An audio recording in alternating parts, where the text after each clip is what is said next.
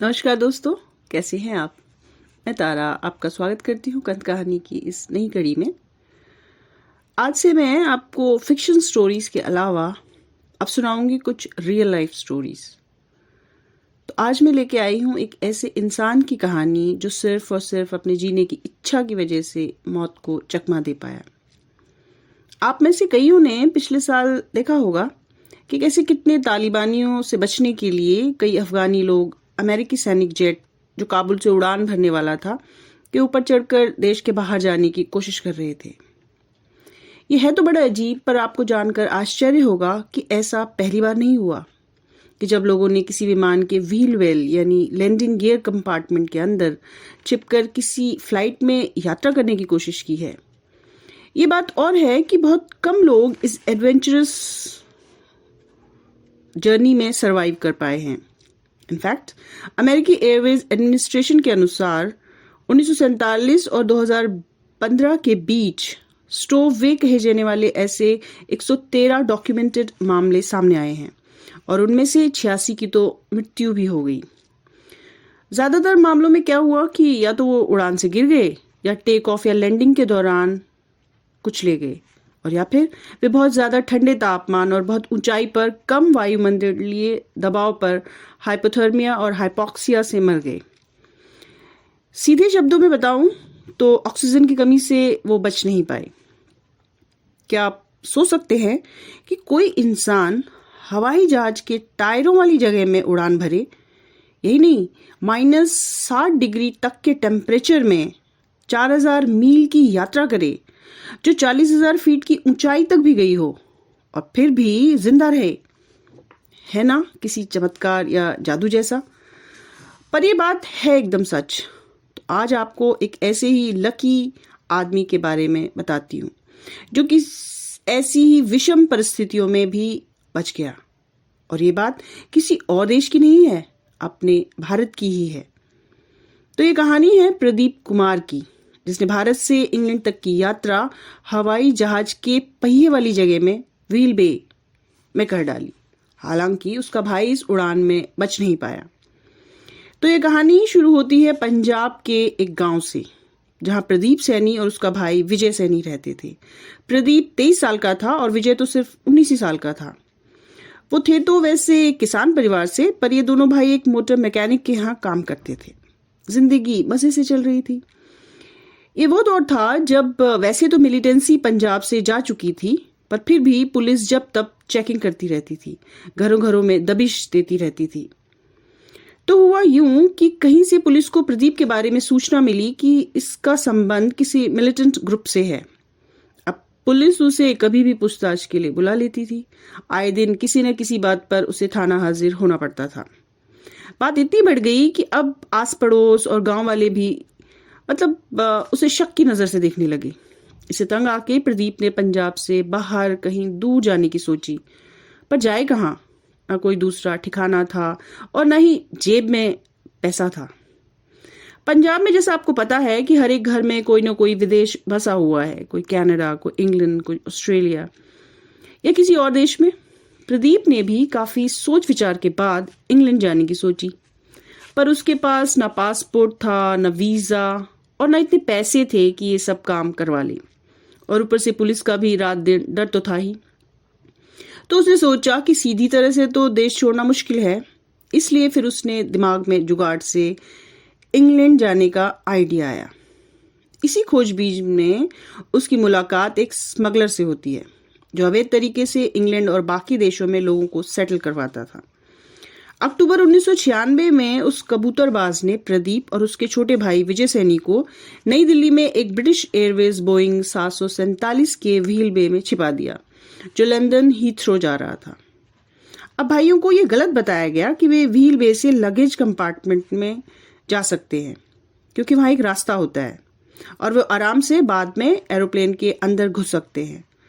पर असल में तो ऐसा होता नहीं, और इस तरह वे 10 घंटे के लिए उस व्हील बे में फंस गए, जिसका तापमान इतना ज्यादा होता है कि हड्डी तक गला दे, और या फिर इतना ठंडा हो जाता है कि पूरा आदमी ही जमा दे। उड़ान भरने के बाद भाइयों के लिए सब कुछ बहुत तेजी से बदलता चला गया। इंजन का शोर इतना था कि वे एक दूसरे की बात भी नहीं सुन पा रहे थे, और फिर लो टेम्परेचर ने उनकी हार्ट बीट को धीमा करना शुरू कर दिया। प्रदीप ने बताया कि शोर इतना भयानक था कि टेक ऑफ के बाद प्लेन के व्हील उनके पास आते गए तो वो आग के गोलों की तरह गर्म थे। पूरा व्हील हाउस हिल रहा था, पहिए तेज चमक रहे थे और उनकी गर्मी हमें किसी बुरी तरह झुलसा रही थी। ऐसा लग रहा था जैसे कोई जबरदस्त भूकंप हो। फिर उसका पूरा शरीर सुन्न होने लगा। इसके बाद उसे कुछ याद नहीं कि क्या हुआ। जब उसे होश आया तो उसने अपने आप को एक डिटेंशन सेंटर में पाया।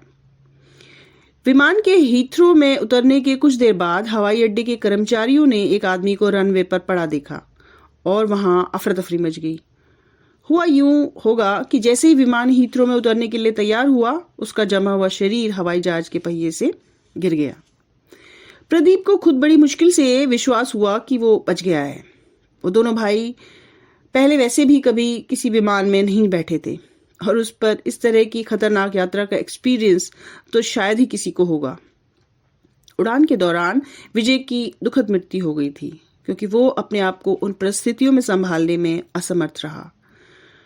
बाद में रिचमंड में एक गैस की फैक्ट्री में उसकी डेड बॉडी मिली थी, जो लगभग 2000 फीट से गिरी होगी। वैसे डॉक्टर्स ने बताया कि उसकी मौत की वजह ऑक्सीजन की कमी थी, और वो शायद विमान के उड़ने के चंद मिनटों बाद ही चल बसा होगा, जब टेक ऑफ के बाद टायर लैंडिंग गियर में चले गए थे। और फिर उसकी बॉडी तब तक उस जगह में चिपकी रही जब तक कि लैंडिंग के दौरान टायर्स वापस बाहर निकले और उसका जमा हुआ शरीर नीचे गिर गया। प्रदीप जब एक डिटेंशन सेंटर में जागा, उसे तब पता चला कि उसका भाई अब नहीं है। प्रदीप ने बाद में इस बात की शिनाख्त की कि ये डेड बॉडी उसके भाई की ही है, और फिर उसका सीरियस हाइपोथर्मिया का इलाज भी किया गया। -7 डिग्री सेंटीग्रेड के तापमान और ऑक्सीजन की कमी के बावजूद प्रदीप 4000 मील लंबी और 40,000 फीट ऊंचाई वाली उड़ान में जीवित रहने में कामयाब रहा। ये बात सबके लिए घोर अचरज भरी रही कि इतनी एडवर्स कंडीशंस में भी वो कैसे बच गया। जैसे आप चकित हैं, बिल्कुल वैसे ही डॉक्टर्स के लिए भी एक रेयर केस था। वो उनके लिए एक रिसर्च का विषय बन गया। डॉक्टरों ने बताया कि टेक ऑफ के बाद प्रदीप का शरीर सस्पेंडेड एनिमेशन की पोजीशन में चला गया होगा, जो हाइबरनेशन जैसा है। वो हवा में जल्दी बेहोश हो गया और किसी भी बात को महसूस करने के काबिल नहीं रहा, और इसलिए उसका शरीर सस्पेंडेड एनिमेशन की स्थिति में चला गया। एक्चुअली ये हमारे ब्रेन का एक डिफेंसिव सिस्टम होता है, जिसमें ब्रेन आपकी बाहरी जैविक कार्य यानी आपके जो एक्सटर्नल बायोलॉजिकल मूवमेंट्स हैं उसको स्लो या पूरी तरह से रोक देता है, ताकि आपकी अंदरूनी और ज़रूरी शारीरिक क्षमताएं बनी रहें, जैसे दिल का धड़कना या लंग्स, लीवर आदि का ठीक से काम करना। सरल भाषा में कहें तो एक तरह से कोमा जैसी हालत है। विशेषज्ञों का दावा है कि उसकी फिटनेस ने भी उसे जिंदा रहने में मदद की होगी। उन्होंने कहा कि केवल बहुत फिट लोग ही तापमान में इस तरह की एक्सट्रीम कंडीशंस और ऑक्सीजन की कमी का सामना कर सकते हैं, नहीं तो वो किसी सीरियस ब्रेन लॉस का भी शिकार हो सकता था। हवा के दबाव से उसका सर फट सकता था, उसका शरीर जम सकता था, और वो ऑक्सीजन की कमी से तो मर ही सकता था। पर ऐसा कुछ भी नहीं हुआ, जो एक मिरेकल से कम नहीं था। प्रदीप को रनवे पर सबसे पहले एयरलाइन के उन कर्मचारियों ने देखा जो लगेज लेने आते हैं। उन्होंने उसे कुछ भ्रमित यानी थोड़ी कंफ्यूज सी कंडीशन में रनवे पे पड़े देखा था। बस उसकी सांसें चल रही थी। आनन फानन में सबसे पहले उसे एम्बुलेंस से हॉस्पिटल ले जाया गया, क्योंकि पहले उसकी जान बचानी जरूरी थी। फिर उसे एक डिटेंशन सेंटर में ले जाया गया, क्योंकि वो एक अवैध तरीके से इंग्लैंड आया था। 2019 में प्रदीप ने यूके के न्यूज़पेपर द मेल को दिए अपने इंटरव्यू में बताया कि वो 6 साल तक डिप्रेशन में रहा था।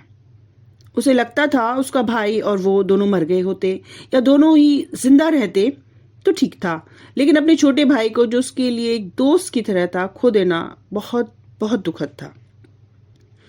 18 सालों की एक लंबी कानूनी लड़ाई के बाद, जिसका फैसला 2014 में हुआ, लंदन की एक अदालत ने उसे बरी किया और अपनी जजमेंट में ये कहा कि इस आदमी के जिंदा रहने के जज्बे को सलाम करते हुए हम इसे रिहा करते हैं और यहीं इसी देश में रहने की अनुमति भी देते हैं।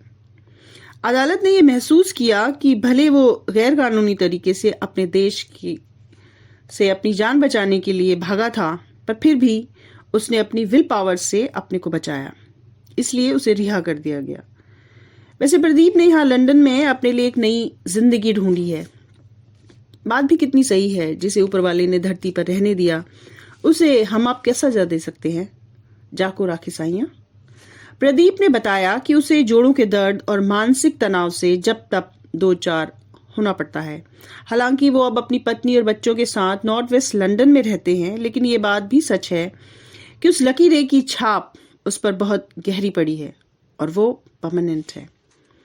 वो खुश है, पर एक अफसोस अब भी उसे हमेशा सताता रहता है कि उसका भाई उसी की वजह से अब इस दुनिया में नहीं है।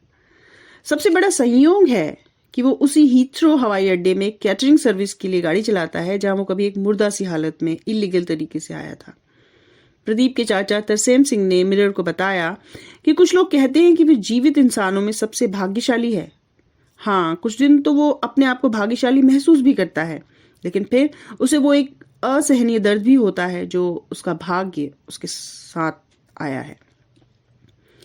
प्रदीप की कहानी एक फैंटेसी जैसी है, इस पे तो कोई शक नहीं, पर यह कहना भी गलत नहीं होगा कि उसे इस फैंटेसी की एक बड़ी कीमत अपने भाई के रूप में चुकानी पड़ी है। तो ये कंठ यहीं तक था। I wish you will like this format of story telling. आपको जरूर पसंद आया होगा। अंत तक कहानी पर बने रहने के लिए धन्यवाद। अगली कड़ी में फिर भेंट होगी। नमस्कार।